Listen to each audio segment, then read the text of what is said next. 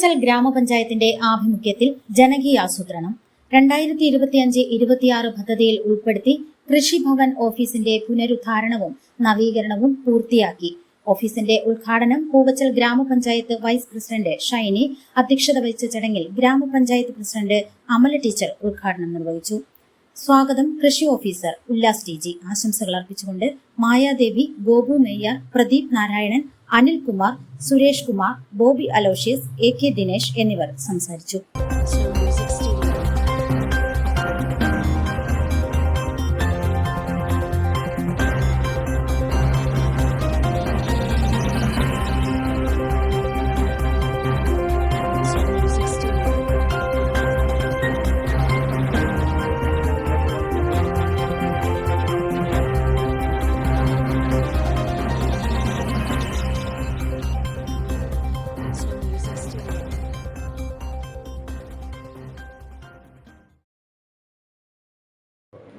എല്ലാവർക്കും നമസ്കാരം.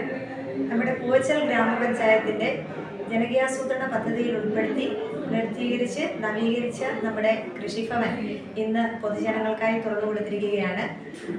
നമ്മുടെ വെളനാട് ബ്ലോക്കിൽ തന്നെ ഏറ്റവും സജീവമായി പ്രവർത്തിക്കുന്ന ഒരു കൃഷിഭവനാണ് നമ്മുടെ പൂവച്ചൽ കൃഷിഭവൻ. കഴിഞ്ഞ കാലങ്ങളിൽ പൂവച്ചൽ കൃഷിഭവനിന് കീഴിൽ വരുന്ന ഒരുപാട് കർഷകർക്ക് നല്ല കേന്ദ്ര സർക്കാരിൻ്റെതും കേരള സർക്കാരിൻ്റെതും ഉൾപ്പെടെയുള്ള ഒരുപാട് ആനുകൂല്യങ്ങൾ ലഭിക്കുകയും അവാർഡുകൾ കരസ്ഥമാക്കാനും കഴിഞ്ഞിട്ടുണ്ട്.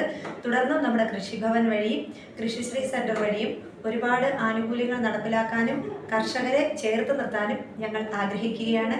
എല്ലാവർക്കും വേണ്ടി ഈ കൃഷിഭവൻ്റെ നവീകരിച്ച ഓഫീസ് ഞങ്ങൾ തുറന്നു നൽകുന്നു.